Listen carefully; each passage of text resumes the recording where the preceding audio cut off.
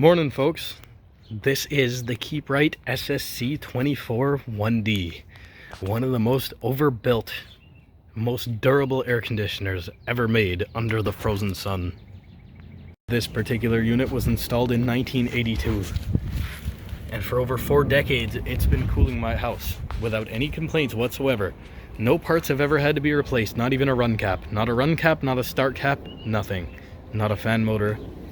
Of course, it's possible that the fan blade was replaced at some point, because this doesn't look like an original fan blade to me, and that rubber cap over those long bolts doesn't really seem like something that would have been done from the factory.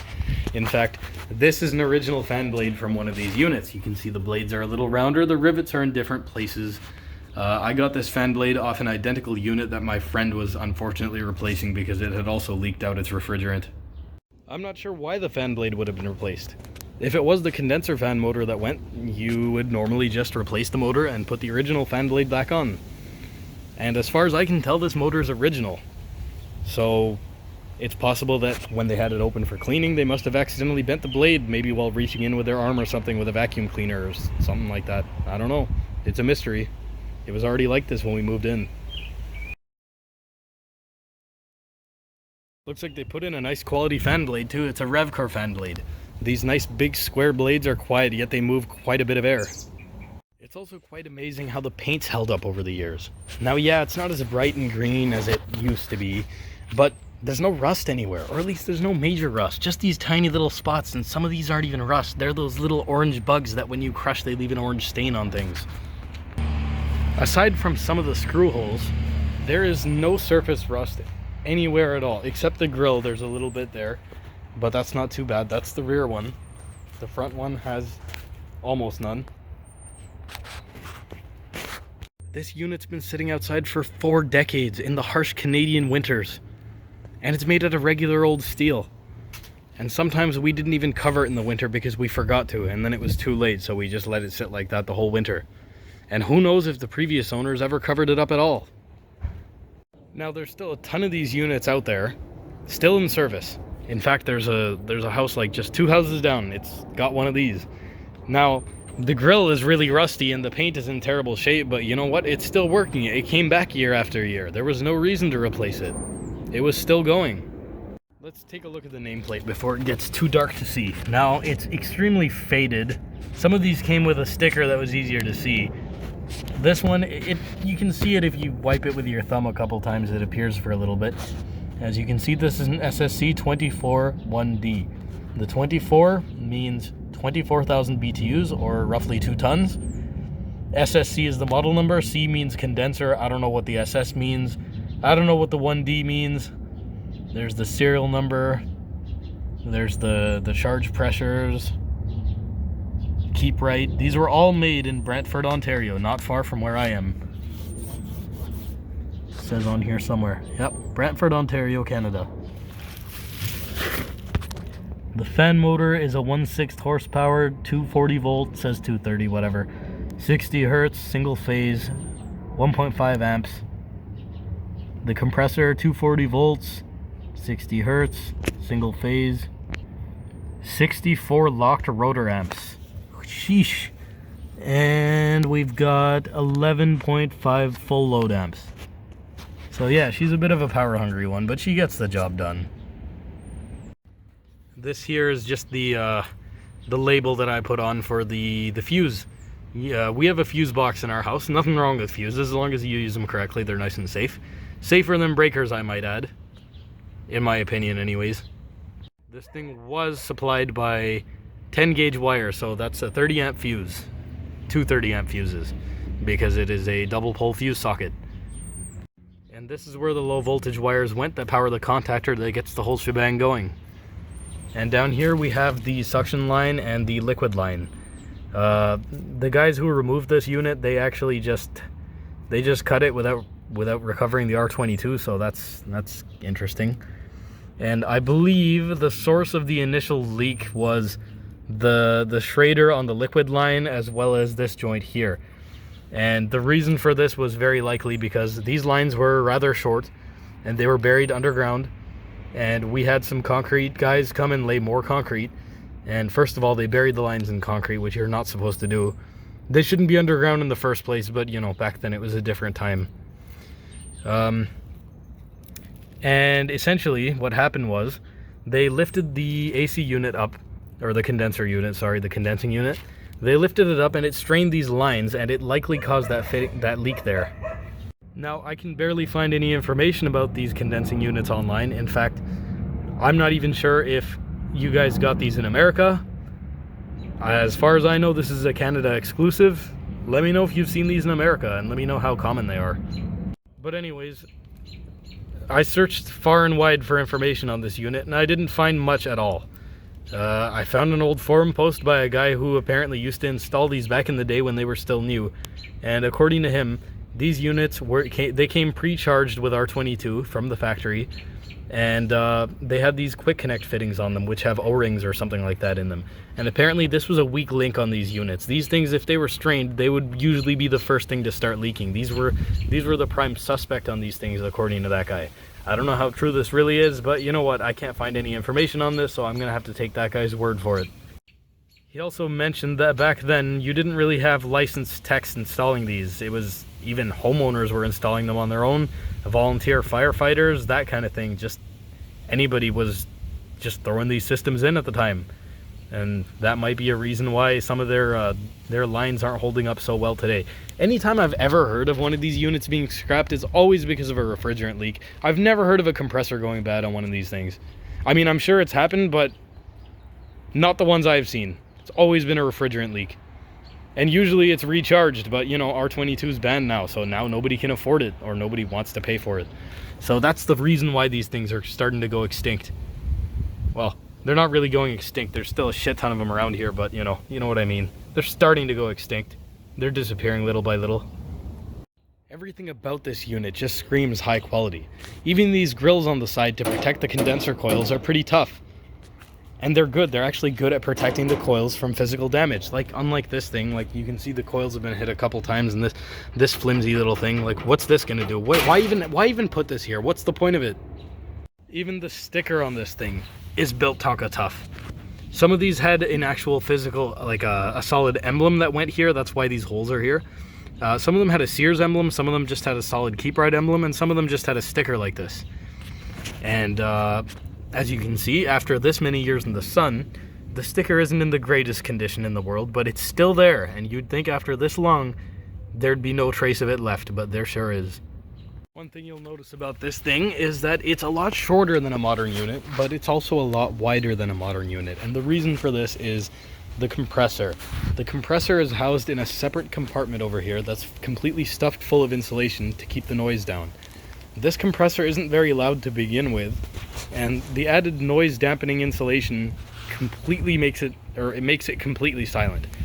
You cannot hear the compressor in this thing most of the time, unless you come up really close to it, or right when it's starting and building head pressure. Those are the only times you can really hear it.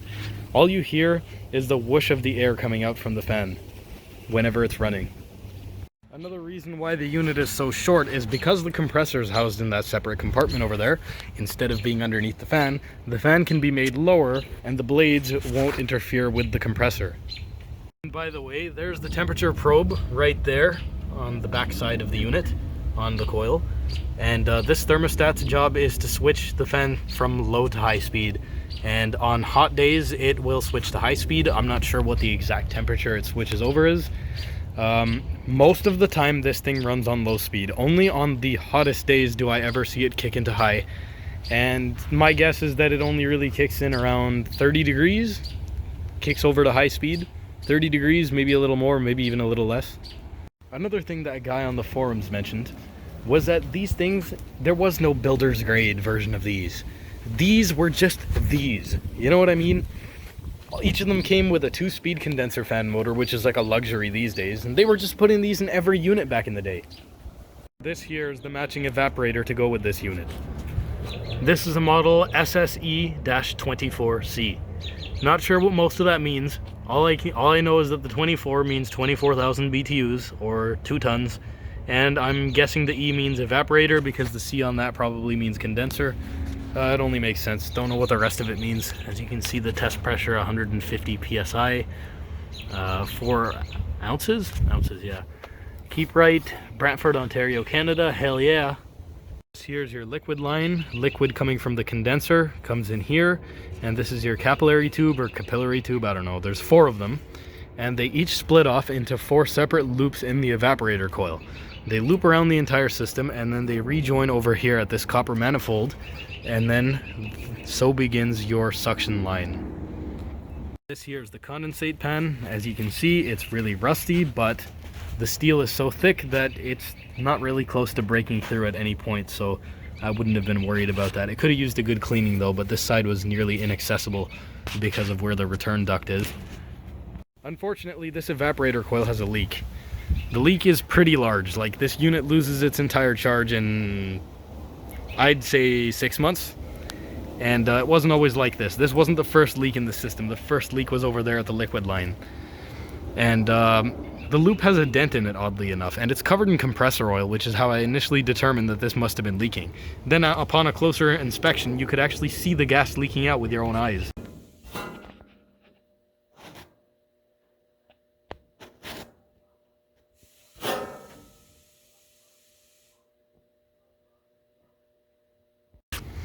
And that's definitely compressor oil.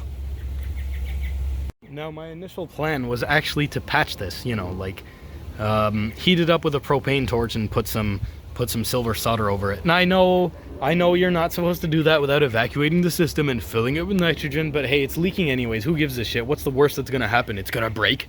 Now, this does have quite a bit of oil in it, so I'm not going to tip it forward. I could probably tip it this way and we can take a look at the actual coils. There's a bit of dust, but it's not too bad considering the age. There wasn't really any good access to clean this side of the evaporator coil, and I'm not sure there's supposed to be, but you know what?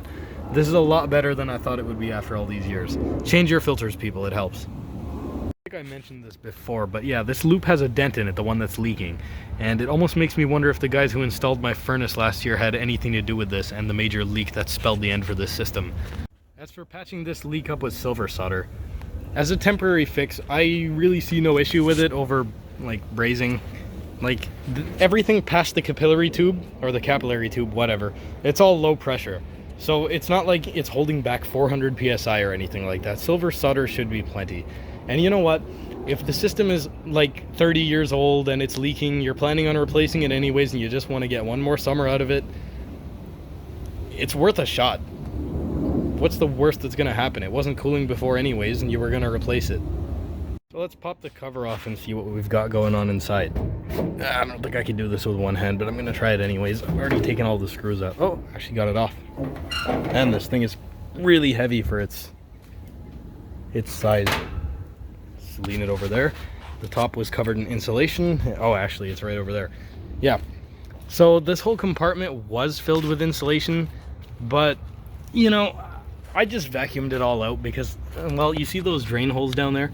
So the guys who did our concrete actually put this unit down on top of wet concrete, and the concrete oozed in through these holes. So I had to get in here and chip all of that out so that water could drain freely. And the insulation was getting in the way, so I just got rid of it. God, I hope this stuff isn't asbestos. So this is it. This is the unit.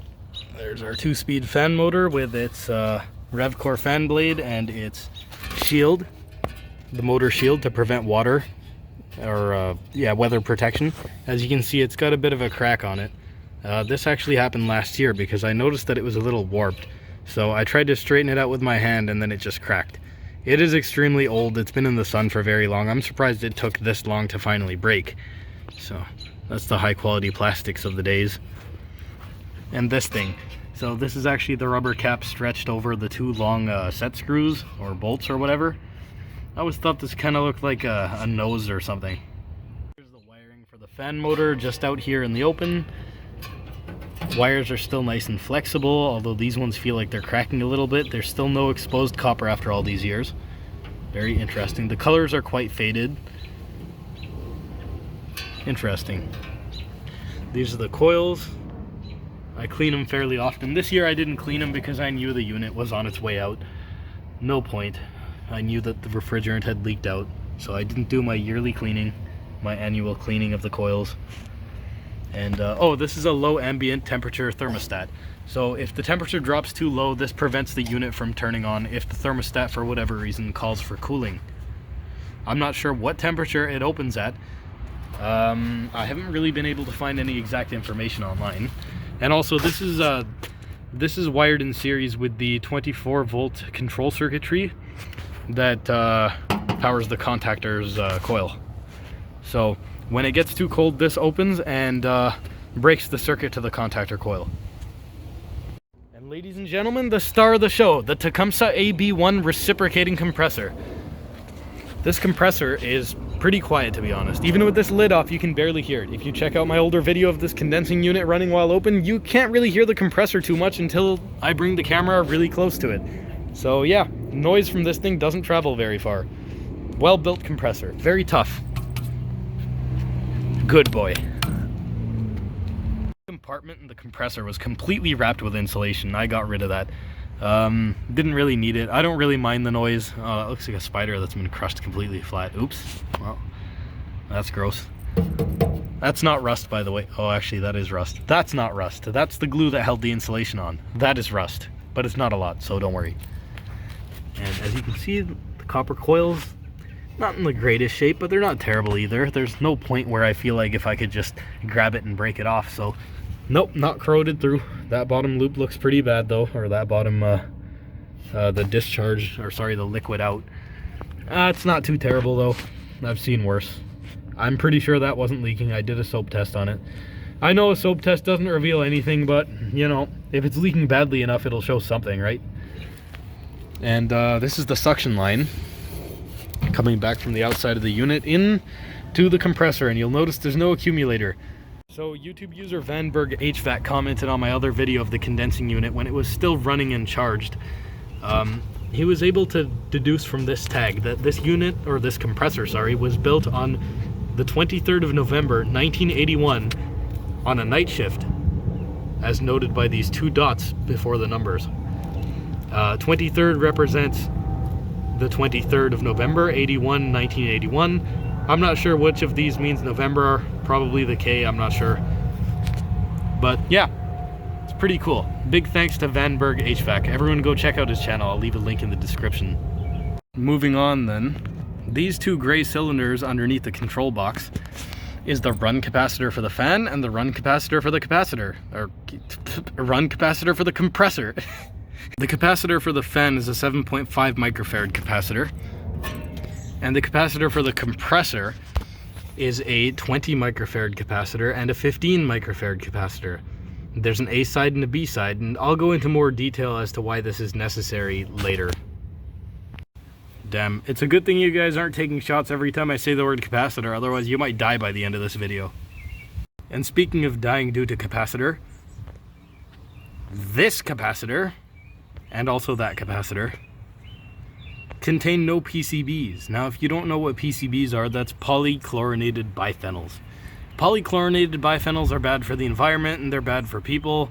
I believe they used to use it as a dielectric for the capacitors in the olden days, but then they found out it was bad, just like how they found out asbestos was bad. And just like how they found out the R22 that was vented from this system was bad for the environment too.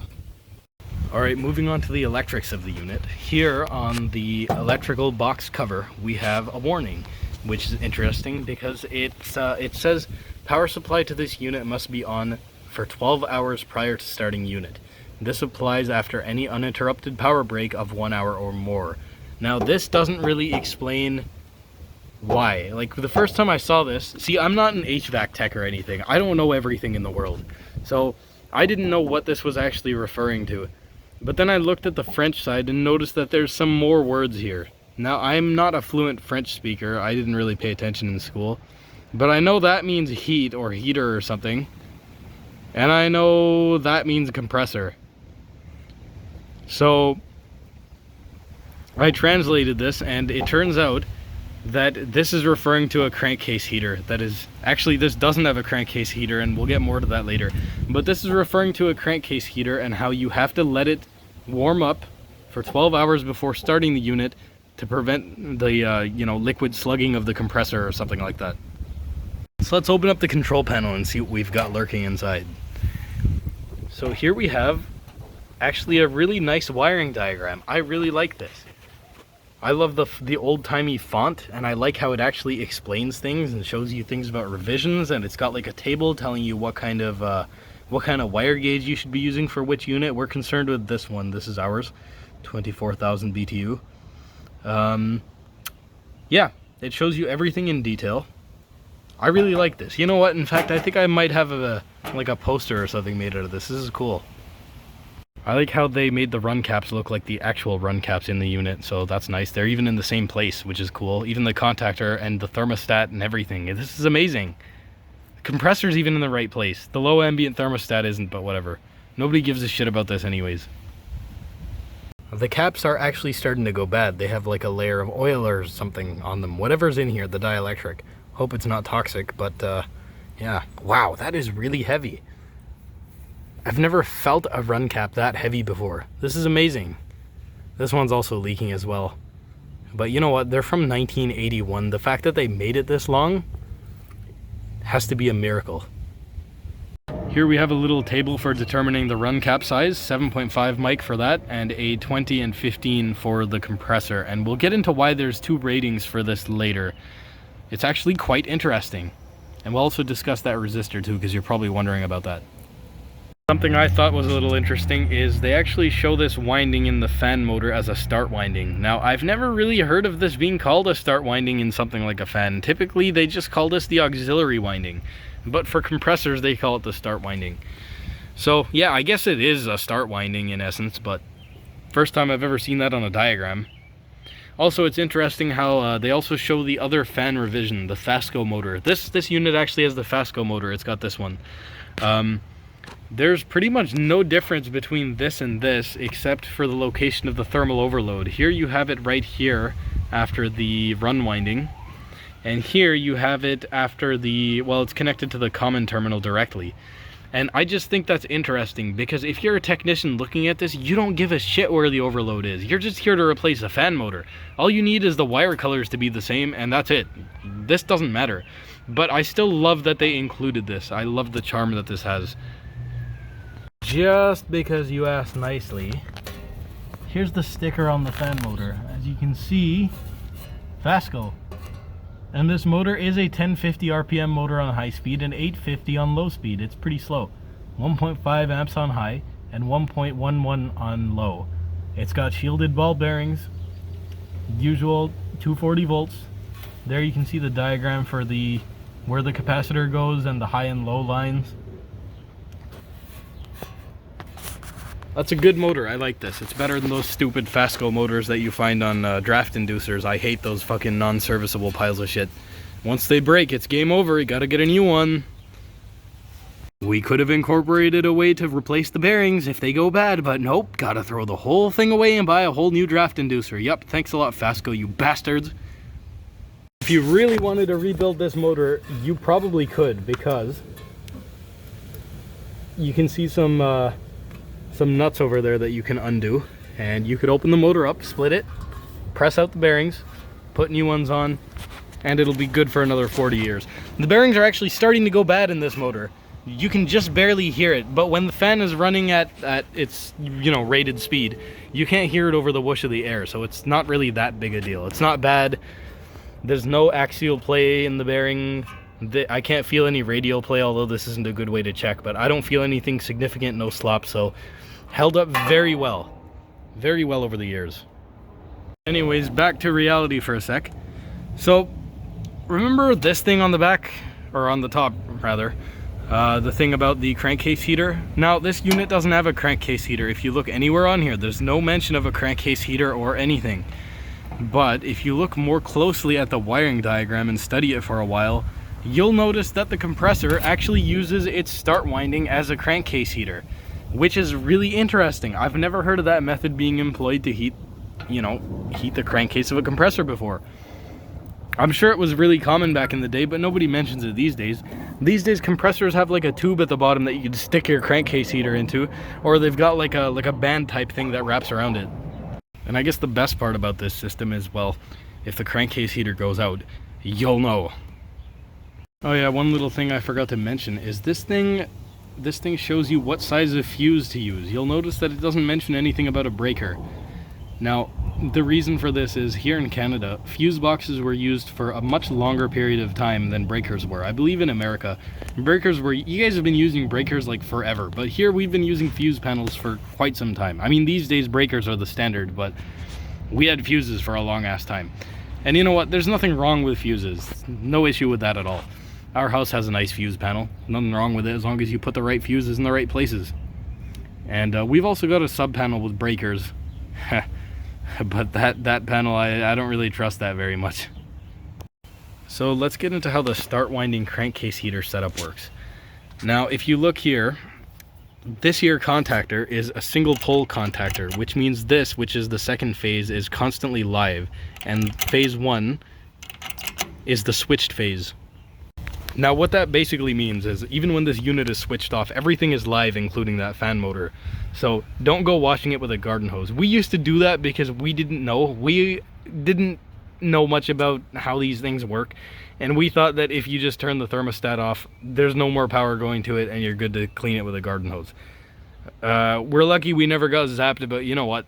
Just be careful. Always pull the breaker or the fuse. Anyways, back on topic. So like I said, a single pole contactor with the second phase being live all the time and first phase being switched. Now, you'll notice that there's a jumper from the line side of L1 that goes straight to the capacitor. See? This is that phase right here. It goes straight from, so these are the power wires, this is the jumper, it goes straight to the A side of the capacitor right there. And then from the capacitor, it comes out the C terminal through this brown wire into the start winding. And then from the start winding, oh wait, that's the start winding. From the start winding, through the thermal overload to the common terminal, through the orange wire, to the always on T2, the always live T2. So there's your circuit completed through the capacitor. So the cap acts as a capacitive dropper. So if you don't know what a capacitive dropper is, it's a very simple type of power supply. Current limiting power supply that is used in things like you know those little kilowatt meters you buy that tells you how much power you're using? Those are powered by a capacitive dropper power supply, for example. Very low current applications, and a crankcase heater is low current, somewhere in the realm of, I'd say, 20 to 100 watts from what I've read. I don't know how many this one is because I didn't even know about it until after I already disconnected this unit. Otherwise I would have put the clamp meter on it to see. We'll do that later anyways, but on 120 volts. Oops. So current constantly flowing through the cap and to the start winding. It heats up the start winding and also probably heats up the rotor because the rotor is not turning, so it essentially becomes an induction heater. A very low wattage induction heater, but still an induction heater nonetheless. At least I think that's what's going on. It could just be the windings heating up. I'm sure it's a little of both, but I'm not an expert on this. Maybe someone who's, maybe some electric motor expert here can chime in. And that is used for constant heat to prevent the refrigerant from migrating into the oil of the compressor and then causing problems when you start it up. If you start up a compressor that has all its refrigerant or a bunch of refrigerant migrated into the oil, the pressure in the compressor drops as soon as it starts turning. The refrigerant instantly starts boiling out of the refrigerant that it migrated into, and it foams up the refrigerant. And when it's foamed up, it can no longer lubricate correctly. And that's how your bearings get destroyed. It can also flow into the compressor's suction side, and it can cause liquid slugging, which will destroy the compressor. You see, liquids are not compressible, and this is designed to compress a gas. So yeah, that's why follow this warning on the front. Because you don't want that to happen to you. Trust me, compressors aren't cheap. Furthermore, because of the fact that the start winding is in series with this capacitor rather than in parallel with it, there's no way for this charge to dissipate on its own if the power were suddenly disconnected. So that's why they incorporated this little bleed off resistor, which I believe is 2200 ohms or something like that. And it could also be used to boost the amount of current flowing through the start winding a slight little bit, because some current will be flowing through the resistor and most of it through the capacitor, because it's possible that the microfarad rating wasn't correct for providing the amount of current they wanted for the start winding, so the resistor could be there to kill two birds with one stone. to provide a safety buffer by draining the cap, which, by the way, you should always drain these with a screwdriver anyways before handling them, but it's a really neat way of solving a problem with what you've already got sitting around. Initially, when I saw this sticker on the back, I thought, crankcase heater? This thing doesn't have a crankcase heater. Where do you see a crankcase heater? They must just slap this sticker on all of them. And the crankcase heater must have been reserved for, like, I don't know, the LE or the SE model or something. You know, the special edition. But nope, turns out it does have a crankcase heater. It's just not the type you'd expect. And by the way, apparently units today still use this single pole contactor method, and some of them may still use the start winding method. I'm not entirely sure. If an HVAC tech could let me know down below in the comments, that would be great. But as far as I know, for some reason they do still use single pole contactors, so please do be careful when washing it down. Always disconnect the fuse. I know I've mentioned it before, but I can't stress it enough. 240 volts will kill you, although you'll probably only get hit with 120, but that doesn't really make it that much safer. You look at the rest of it, it's fairly straightforward. Low ambient thermostat is actually in line with the 24 volt control circuitry. It just goes over there. See the blue wires? This is the contactor coil, the two blue wires. They come from your thermostat and furnace, or air handler. And the fan motor has that 2-speed thermostat, which is right here. The temperature probe, like I mentioned before, goes on the back of the coil there and detects the air, switches over at about 30 degrees Celsius, maybe 32. Not too sure on that one. And you can see that there's also a date stamped on this which says 1981, or I'm pretty sure that's what it means, so that probably has never been replaced. And the contactor, if you look really carefully, oh no, it's not going to show up, is it? But I saw a date of 1981 on that too, so the contactor is also original. Pretty amazing, don't you think? I think it's pretty amazing. So let's take a closer look at what happens when the contactor actually closes. So when the contactor, holy shit, I forgot it was plugged in. Let's take a look at what happens when the contactor closes. Safely this time. So what happens is, the contacts close, and now power flows up through the red wire, through the main winding, through common, back to the other phase. And also, over here, power now flows to the B side of the capacitor, and then it flows out this way to your start winding, effectively putting the two halves of the capacitor in parallel. And that's why there's two ratings over there. Now you add up the ratings, so now you get 35 microfarads to the compressor, giving it the necessary kick and current to the start winding to get it running and continue running. So that's quite interesting how they did that. I'm not sure if they use this kind of system these days. Well, they probably wouldn't if you have a dedicated crankcase heater, but it's very interesting. Once again, I like this. So just for shits and giggles, we're gonna power it up on 120 volts. This is not recommended because these motors are not recommended for that voltage. And what happens is when you run an induction motor on lower voltage than its rating, it never quite gets up to the speed that it was rated for, and until it's at that speed, it's going to be pulling a crazy amount of current, and since it's never going to reach it, it's just going to burn out, so don't do it. I'm only doing this for like a couple seconds at a time. It's not going to harm anything doing it that way, but I still don't recommend it, and why would you want to anyways? Normally I would run this off 120 volts using that old trick of using two power outlets on opposite phases to get power, but unfortunately I updated the electricals around here, around the outside of the house, and I actually did it properly. So all the outlets outside are GFCI protected, and this trick instantly trips the breakers, the GFCI breakers, or GFCI outlets, so it's not viable. Maybe once I cut the compressor out, I can try it inside the house. We'll see. But anyways, just for shits and giggles, I put a clamp meter on the live phase, and we're also gonna we can check each individual winding on the compressor and see what it's doing. When I plug it in, it should instantly start drawing current because of that crankcase heater thing. So let's see what happens when we plug it in. Also, don't try this at home. Well, that's interesting. 1 amp on the dot. This isn't the most accurate meter in the world, and if you've noticed, it's been converted to use a 9-volt battery. because it used to run off coin cells, and then I kept leaving it on by accident, and the batteries would be dead, and they're expensive. I almost wonder if we could hear the 60 hertz hum from the compressor, so I'm gonna put the phone down on it for a sec.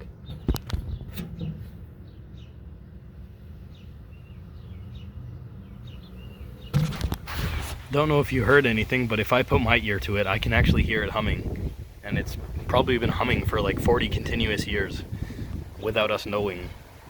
So I'm gonna carefully push in the contactor soon. Once again, don't do this at home. Don't run 240 volt appliances on 120. Don't do it. And use an insulated screwdriver. This is not really what that is, but I have no regard for safety. Don't be like me.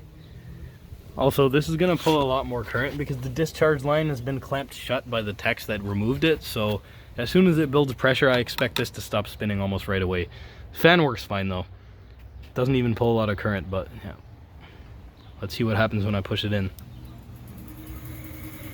Oh, it maxes out. So it's over 20 amps because that's the scale it's on. So let's set it to 200 and try again. Fan spinning. Holy shit. 23.7 and I let go. You can hear the pressure bleeding out. It was spinning really slowly and then it slowed down because the pressure was building up. Let's just push in the contactor again.